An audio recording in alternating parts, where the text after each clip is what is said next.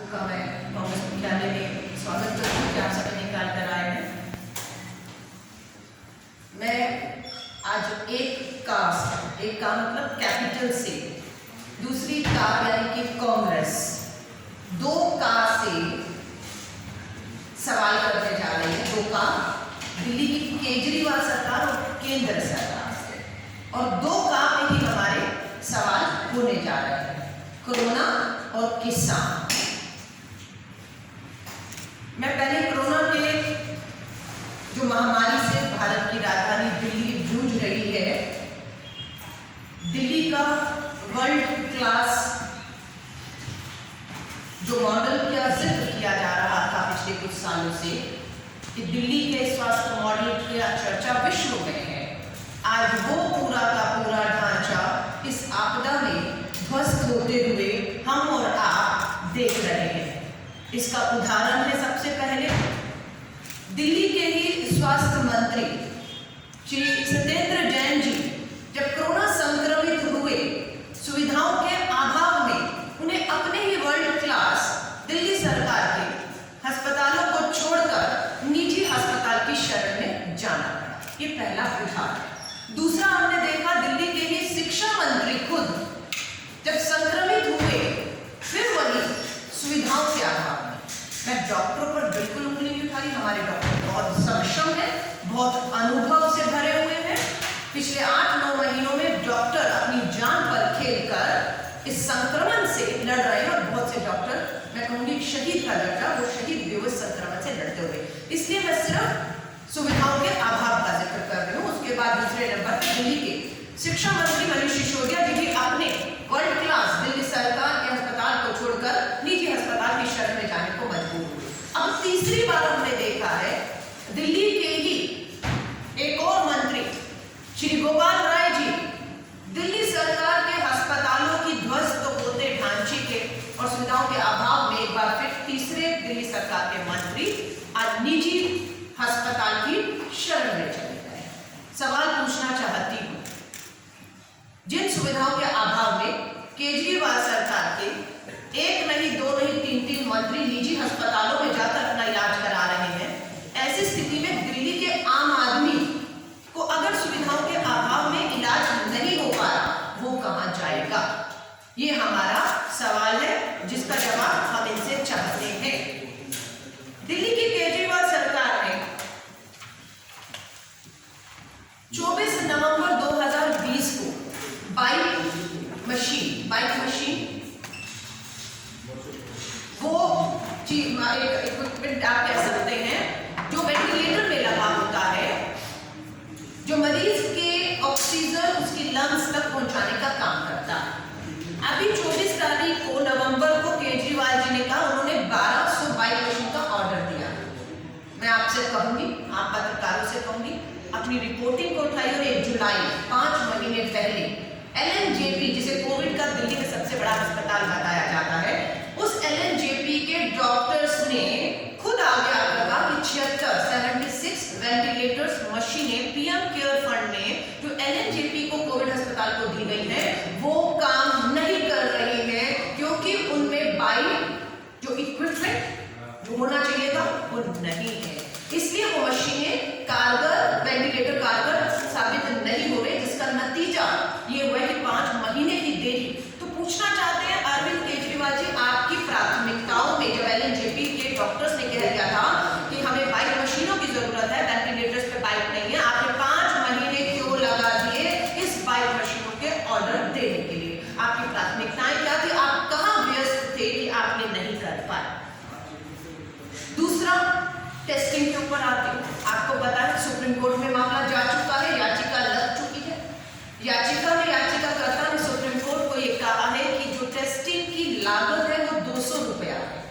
क्या कारण है कि दिल्ली की सरकार पहले 4500 रुपया उसका वसूलती रही और आज 8 महीने बाद भी 2400 रुपया प्रति टेस्ट का वसूला जा रहा है, जबकि उसकी लागत 200 है। याचिकाकर्ता ने सुप्रीम कोर्ट में उसे 400 तक करने की बात की, फिर भी 50%। तो मुझे लगता है ये मुनाफाखोरों की सरकार बन गई है, आपदा में अवसर खोजने वाली सरकार है कि किस तरह से निजी टेस्टिंग कंपनियों को इन्होंने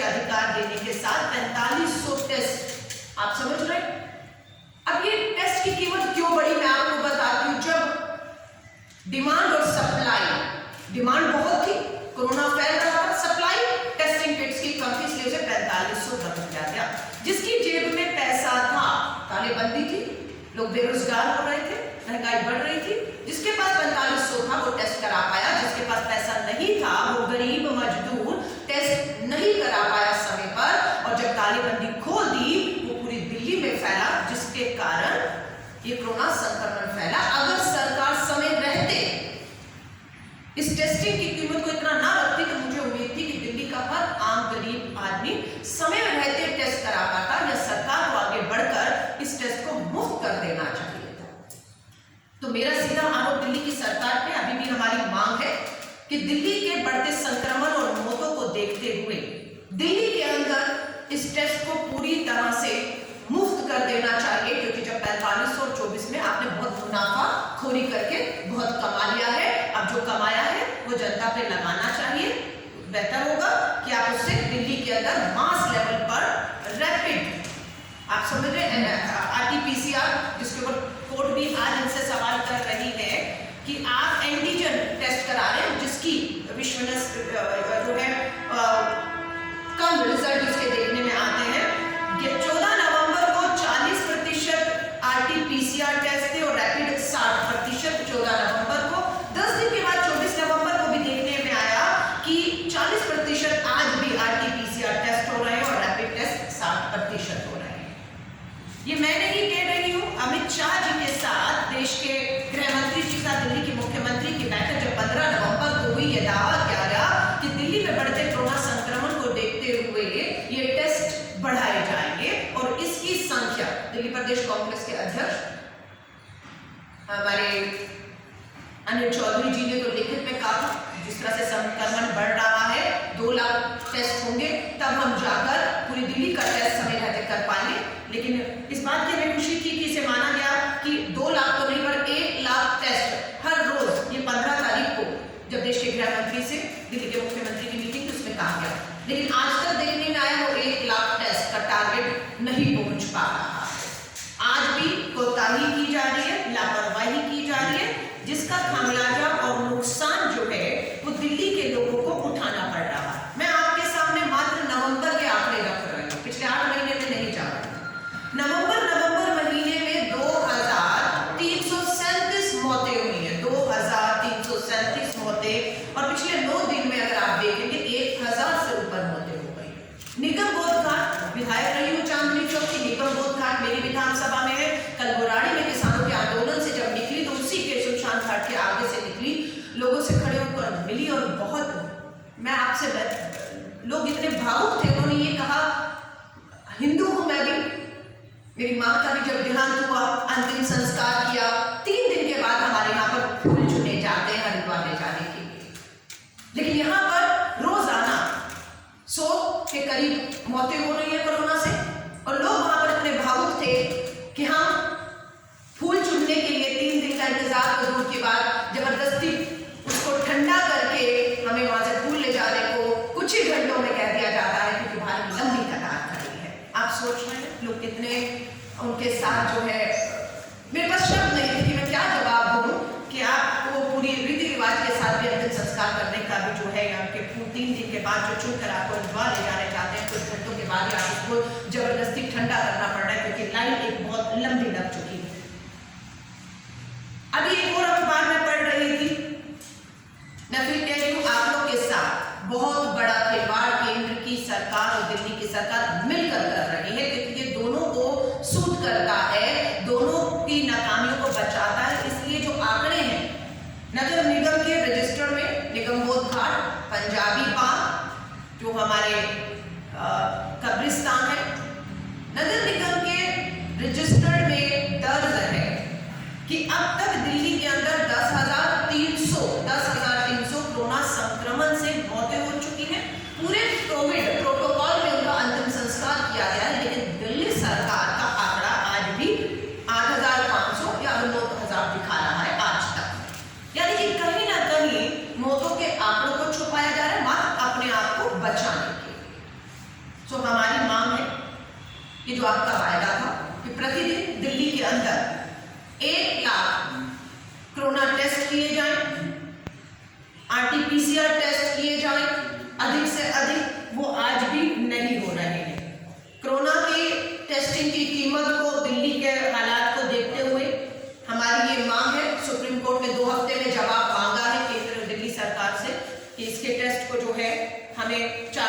याचिका है, 200 की लागत है। हमारी मांग है दिल्ली के हालात को देखते हुए इसे बिल्कुल मुफ्त किए जाने की और बढ़ाने की, टेस्ट को बढ़ाने की जो है वो सब जरूरत है। और अस्पतालों में अभाव के कारण, मैं ये कह रही हूँ, कोविड से मौतें हो रही हैं, लेकिन उससे ज्यादा मौतों की जिम्मेदार दिल्ली सरकार के वर्ल्ड क्लास हॉस्पिटल में सुविधाओं का अभाव एक बड़ा कारण दिख रहा है, खासतौर से नवंबर के महीने में। इनकी प्राथमिकताएं थी, अभी भी हमने देखा दिल्ली के उप मुख्यमंत्री किसी एक निजी कार्यक्रम में जाते, मास्क नहीं था, सोशल डिस्टेंसिंग नहीं थी, और दूसरी तरफ दिल्ली वालों के ऊपर 2000 रुपए का फाइन लगाते, लेकिन अपने गिरेबान में आप नहीं चाहते कि आप एक मंत्री, एक पद पे होकर क्या संदेश देना चाह रहे हैं। नवंबर के महीने में जब मैं बता दूं दिल्ली के अंदर ही 2337 मौतें हुई हैं, तो प्राथमिकताएं दिल्ली की केजरीवाल सरकार की इसी नवंबर में उठाइए। इनके एक विधायक दिनेश मोहनिया जो उत्तराखंड में जनसभाएं करके पार्टी का विस्तार कर रहे हैं, इनके एक विधायक जर्नैल सिंह पंजाब में जनसभाएं कर रहे हैं, इनके एक सांसद जो दिल्ली से राज्यसभा है वो उत्तर प्रदेश में जाकर जो है अपना राजनीतिक विस्तार पे काम कर रहे हैं, अपनी राजनीति कर रहे हैं। एक इनका विधायक यहाँ की जिम्मेदारियों को छोड़कर वो गोवा की सरकार को चुनौती देने पहुंच जाते हैं। हमारा ये है कि इस नवंबर के महीने में जब मौतों के आंकड़े बढ़ रहे थे, आपकी प्राथमिकताएं राजनीतिक पार्टी विस्तार था या दिल्ली के लोगों की जान बचाना था? ये जवाब आज दिल्ली की केजरीवाल सरकार से हम मांग रहे हैं। मेरा नहीं कहना, ग्रीन पीस की रिपोर्ट ये बताती है कि 2020 में ही, इसी साल 2020 में दिल्ली के अंदर वायु प्रदूषण से 24,000, जी हाँ, यकीन नहीं होता हम सबको, दिल्ली के अंदर इसी साल 2020 में पहले 6 महीने में 24,000 लोग वायु प्रदूषण की वजह से अपनी जान गंवा चुके हैं। तब तो पराली नहीं जल रही थी पहले 6 महीनों में। पूछना चाहते हैं, 2018 में विधायक थी, इसी आम आदमी पार्टी की सदन में बैठी थी, ग्रीन बजट आपने पेश किया था, विधायक थी। पूछना चाहती हूँ, वो ग्रीन बजट का असर 2020 खत्म होने को आ रहा है, कहीं भी नहीं दिख रहा कि आपने वायु प्रदूषण से लड़ने में कहीं पर भी उसको प्राथमिकता या परिणाम आपके सामने आ रहे हो।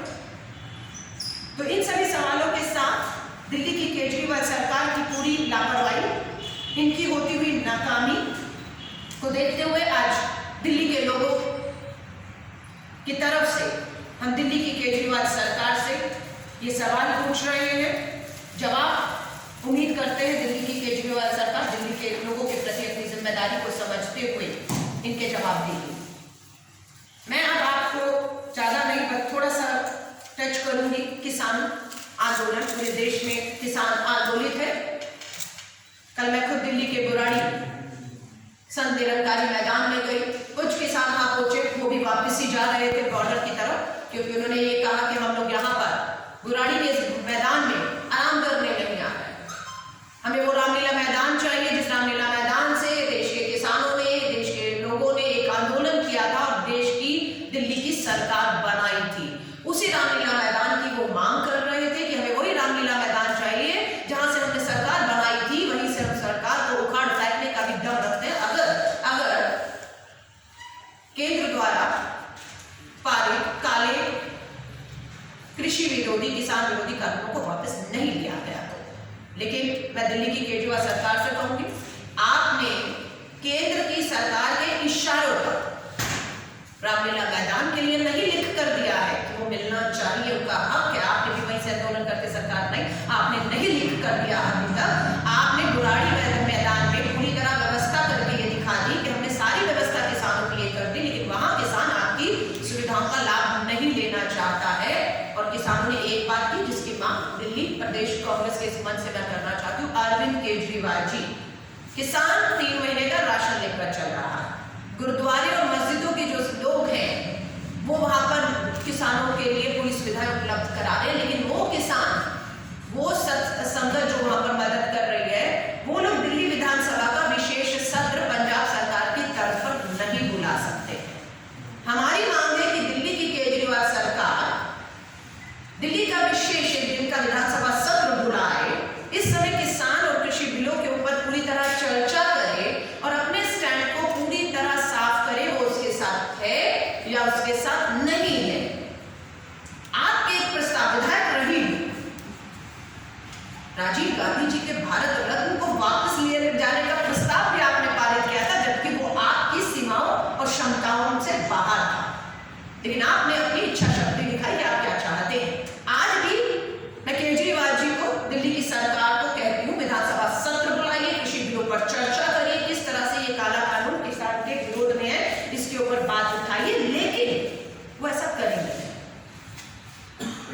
उनका दोगला चाल, चरित्र और चेहरा सामने आ चुका है। दोबारा कह रही हूं विधायकों, इसलिए इस डेली गैजेट का मतलब क्या है समझती हूं। जो नहीं समझ आया एक एक लाइन, वो मैंने अधिकारियों से समझने की कोशिश की। ये क्या लिखा है इसमें? अध्यादेश जो जून में तालाबंदी थी, सब अपने घरों में बंद थे। क्या जल्दी थी आपको कि पिछले दरवाजे से, चोर दरवाजे से आपने अध्यादेश के मामले से इन 3 कृषि काले कानूनों को थोपने की कोशिश की? आप रुक सकते थे, तालाबंदी हट जाती, कोरोना काल का संघर्ष निकल जाता। अगले साल या इसके बाद आप किसान संगठनों को बुलाते, राजनीतिक दलों को बुलाते, एक व्यापक चर्चा करते और उसके बाद इस कानून को लाते। लेकिन क्या जरूरत थी? और इसी अध्यादेश का जिक्र इसमें करते हुए APMC, agriculture pricing marketing corporation का जिक्र किया हुआ है कि जो कानून लाया गया है दिल्ली में 23 नवंबर को केजरीवाल सरकार ने चोर दरवाजे, पिछले दरवाजे से चुप करके ये नोटिफिकेशन जारी कर दिया है और उसे दिल्ली में लागू कर दिया है। और वहीं दूसरी तरफ ये बुराई के मैदान में बैठ के किसानों के लिए कहते हैं हम पानी छिड़कवा रहे हैं मैदान में, हम खाना दे रहे हैं, आपका वो काम है, आप वो नहीं कर रहे हैं। ये दोगला चाल, चरित्र और चेहरा है। हमारा मानना है कि केंद्र की भाजपा के इशारों पर दिल्ली की केजरीवाल सरकार काम कर रही है। हाथी के कान खाने के और दिखाने के और दिख रहे हैं। मैं सिर्फ यही कहना चाहूंगी कि केंद्र की सरकार, दिल्ली की सरकार को यह भूलना नहीं चाहिए। दिल्ली के अंदर 11,000 दिल्ली के अपने किसान हैं, 11,000। लगातार उनसे भी प्रदेश कार्यालय के माध्यम से बात हो रही है। हमने पूछा है कि देश के किसानों को पराली किस तरीके से फायदा पहुंचा सकती है। आज देश के प्रधानमंत्री जी ने भी अपने मन की बात में कहा, लेकिन बात में कहा जमीनी तौर पर लागू करके मदद किसानों की करके फायदा कैसे हो, ये नहीं हो रहा, सिर्फ बात हो रही है। 11,000 किसानों में दिल्ली के पूछेगा कि आपको जो दावा किया जा रहा है, आपको मदद पहुंचाई जा रही है, सारा खर्चा दिल्ली सरकार उठा रही है, लेकिन आप जानेंगे 11,000 में से 11 किसान भी नहीं कहेंगे कि इस पूरे जो प्रचार करके अपनी वाहवाही लूट रही है दिल्ली सरकार, 11 किसानों को भी लाभ मिला हो। तो चुनौती है कि उनके 11,000 किसानों में से दिल्ली के सामने लाया जाए।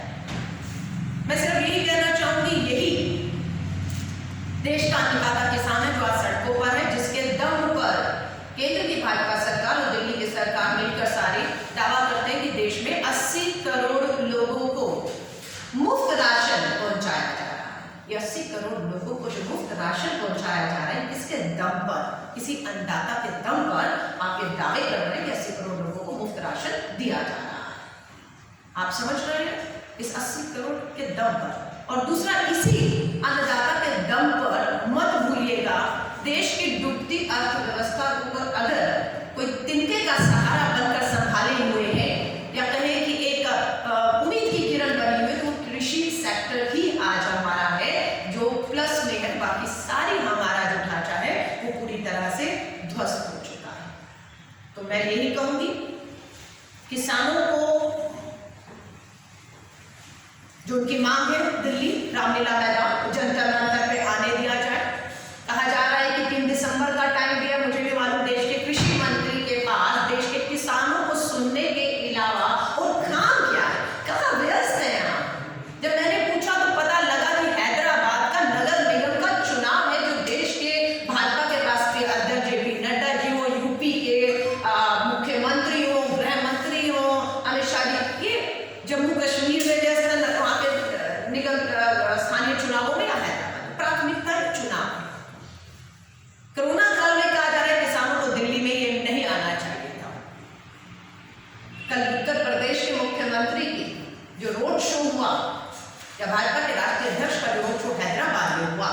आपने देखा कौन से नियम, कानून और कोरोना काल का आप हवाला दे रहे हैं?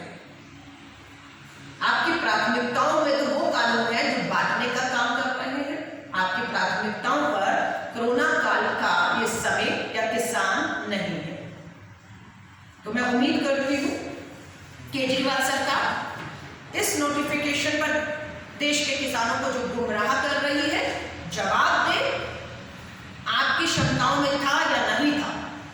क्या आपको दिल्ली विधानसभा का एक दिन का सत्र बुलाने से कोई रोक सकता था? नहीं, आप बुला सकते थे। आप चर्चा करने से इन कानूनों पर कोई रोक सकता था? दिल्ली विधानसभा चुनी हुई सरकार को लोकतंत्र में नहीं रोक सकता था। क्या आपने ये सब किया? नहीं किया। तो क्यों नहीं किया? किसके दबाव में नहीं किया? और ये जो गजट आप जारी करते हैं, तो पूछना चाहूंगी किसके दबाव में पिछले 14 वादे से ये आपने जारी किया? दिल्ली नरेला मंडी में धान 1650 रुपए में बिक रहा है, जबकि उसकी असली कीमत 1868 रुपए। अब बात यह कि दिल्ली में न्यूनतम समर्थन मूल्य किसानों को 11,000 हमारे जो किसान है उनकी बहुत से किसानों ने तो कहा, अलका जी पीछे का रिकॉर्ड तो देखिए, एफसीआई ने दिल्ली के 11,000 किसानों से कभी कोई खरीद की ही नहीं। हमारी मजबूरी है कि जब एफसीआई खरीदारी नहीं कर रहा, दिल्ली सरकार उसमें कुछ नहीं अपने किसानों को मदद कर पा रही, तो वो अपना न्यूनतम समर्थन मूल्य से कम पर बाहर उसे बेचने को मजबूर हो रहा है, घाटे पर। आप समझ रहे हैं? सो मेरा ये आरोप दिल्ली की केजरीवाल सरकार पर है कि ये दोगला चाल चरित्र चेहरा छोड़े और बिल्कुल साफ तौर से किसानों को आपसे सुविधाएं नहीं चाहिए।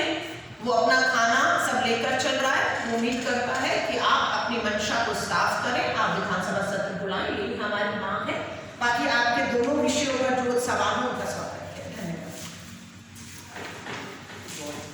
मैडम, पहला सवाल, 2 सवाल है। पहला सवाल तो ये कि जो जब इनको दिल्ली सरकार को ये पता चल गया कि 10% ही पराली जलने से पोल्यूशन आ रहा है दिल्ली में, उसके बावजूद भी हर एक चौराहे पे वो पैसा उगाही कर रहे हैं और वो युद्ध का पोस्टर लगा रखते हैं, इतने लोगों को इंगेज करें, जो कि शायद कई हजारों में। एक तो ये है, इस पर आपका क्या कहना है? और दूसरा ये, संजय सिंह जी पूरी 2 दिन से ये सारे टीवी चैनल पे ये बोल रहे हैं कि वो किसानों की हितैषी, और आपने वो सिक्का दिखा दिया 23 नवंबर का गजट। तो इसके बारे में आपका क्या रिएक्शन है? जो संजय सिंह जी खाना बनाना और झंडा गाड़ना और वहाँ की आम आदमी पार्टी के बुलाड़ी में जो पोस्टर लग रहे हैं, उसमें होड़ जो लगी है, और ये सामने आपने ये तथ्य दिखा दिया। देखिए, इसीलिए आपको मैंने खास हम लोगों ने दिल्ली प्रदेश कार्यालय में आप पत्रकार साथियों को बुलाया है कि सच्चाई सामने आनी चाहिए। चुनौती दे रहे हैं, कह दे ये झूठ है, कह दे ये किसान कानूनों से जुड़ा हुआ दिल्ली सरकार द्वारा जारी किया हुआ गजट नहीं है। यही हम कह रहे हैं। एक राज्यसभा सांसद जो दिल्ली से है, वो दिल्ली कोरोना काल में छोड़कर वो उत्तर प्रदेश की राजनीति करते हैं और वहां जाकर झूठे अपना जो मॉडल अकाउंट है, शिक्षा, स्वास्थ्य को लेकर कोरोना काल में या अभी जो दावे किए जा रहे हैं, उनकी पोल खोलता है। इसीलिए हमने पोल खोल के तहत लगातार कल पवन खेड़ा जी ने मीडिया के माध्यम से बातें रखी और आज मैं आपके बीच में आई हूँ। रोजाना पोल खोल के तहत दिल्ली सरकार जो देश को, दिल्ली को, किसानों को गुमराह कर रही है, उस पर पोल खोलेंगे। आपने सही कहा, पराली, मैंने भी कहा, मैं ये नहीं कह रही पराली जिम्मेदार नहीं है, पर पराली पूरी तरह भी तो जिम्मेदार नहीं है। दिल्ली के इंटरनल फैक्टर्स 70 से 80% खुद अंदर दोषी है, जो वायु प्रदूषण की वजह से जो है आज मौतें 24,000 मौतें पहले 6 महीने में। शीला दीक्षित जी के समय का मॉडल हमारे पास है, हमारे पास अनुभव है। हमने दिल्ली में शासन किया है, प्रशासन पे पकड़ थी, जो हम कहते थे वो लागू किया। दिल्ली को जाना जाने लगा मेट्रो वाली दिल्ली, फ्लाईओवर वाली दिल्ली, ग्रीन दिल्ली, सीएनजी में लाख वाहनों को कन्वर्ट कर दिया। धूल उड़ती थी, काले चेहरे हाथ हो जाते थे, घर जाके धोने पड़ते थे।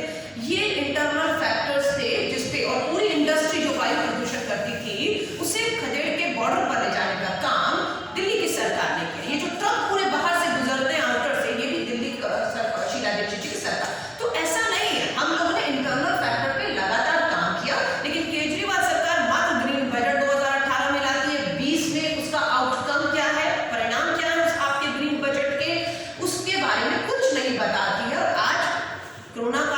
वायु प्रदूषण एक डेडली कॉम्बिनेशन में कम की ये बन चुका है। मार्च में कोरोना का पहला मामला दिल्ली के अंदर लॉकडाउन जब देश में हुआ मार्च में था। आपको पता था कि पिछले सालों के अगर आप उदाहरण लेते, आपको पता था कि नवंबर आ रहा है, सर्दियां आएंगी, आपको पता था कोरोना काल है, आपको पता है पराली भी जलेगी 20%, 10% उसका भी सब, आपको ये भी पता था त्योहार है। इन सब में नवंबर का एक महीना आपको मार्च से ही पता होना चाहिए था। एक घातक समय हमारे पास है इस साल, खास तौर से आपने उसके लिए क्या तैयारियां की?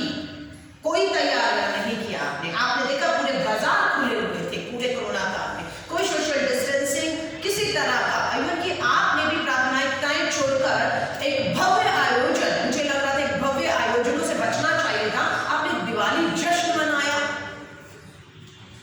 और दिल्ली के, मैं माफी चाहूंगी, एक दिल्ली के पढ़े लिखे मुख्यमंत्री, इनकम टैक्स में रहे वो, IIT रहे, जब वो आके टीवी में एक पंडित की तरह पूजा का शुभ मुहूर्त क्या है, और उनका जो मैसेज था कि उस पूजा से अद्भुत तरंगे निकलेंगी, शक्ति उत्पन्न होगी, जिससे ये कोरोना का अंत होगा। आज दिवाली और आज में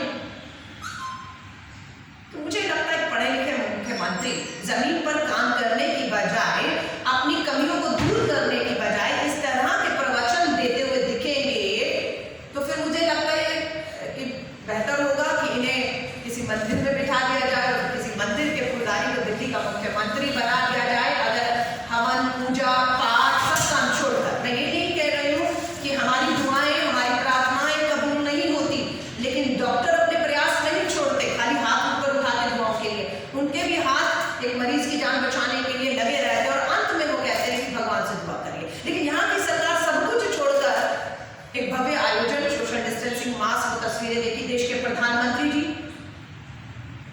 हर बार मन की बात टीवी में आकर कहते हैं सोशल डिस्टेंसिंग का पालन करिए, मास्क लगाइए, लेकिन हमने देखा बिहार की अधूरी जीत पर देश के प्रधानमंत्री सारे काम छोड़ के, देश के रक्षा मंत्री सारे काम छोड़ के, देश के गृह मंत्री सारे काम छोड़कर अब भाजपा के मुख्यालय पर पहुंचते हैं।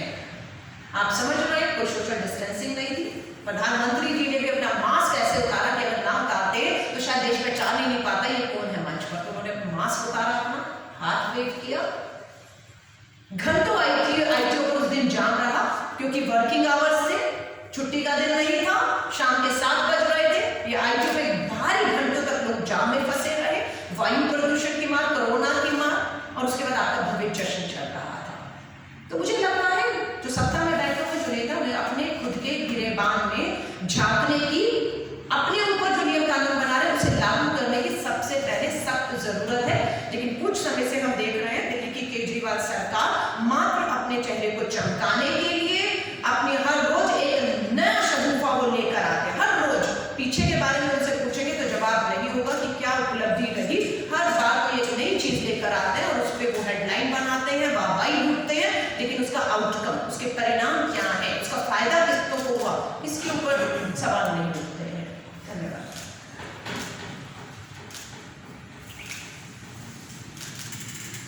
तो छोटा सा सवाल आपने वो अंकित किया कि जो आर्ट्स हैं, जहाँ मेडिकल आर्ट्स है, वहाँ के नंबर्स और जो सरकारी नंबर, जो दिल्ली सरकार का नंबर है वो मिसमैच है।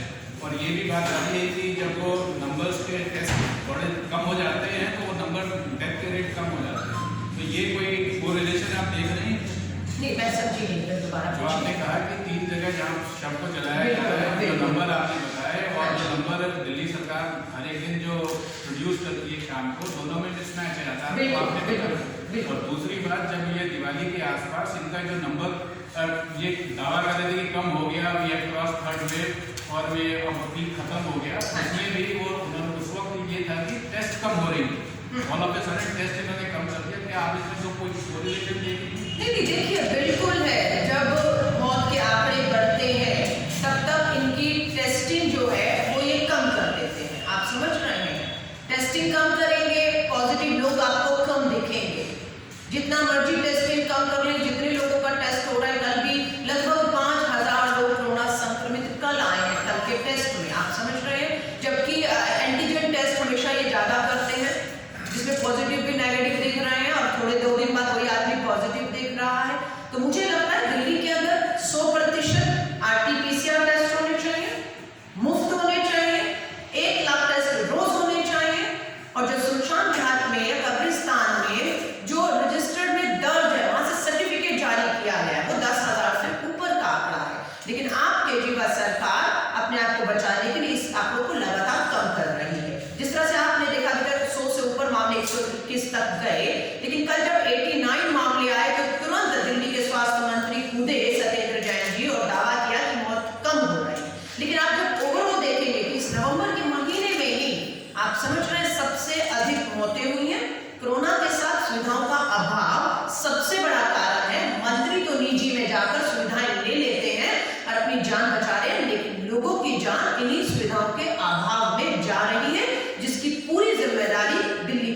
केवल सरकार का सर पर जाती है।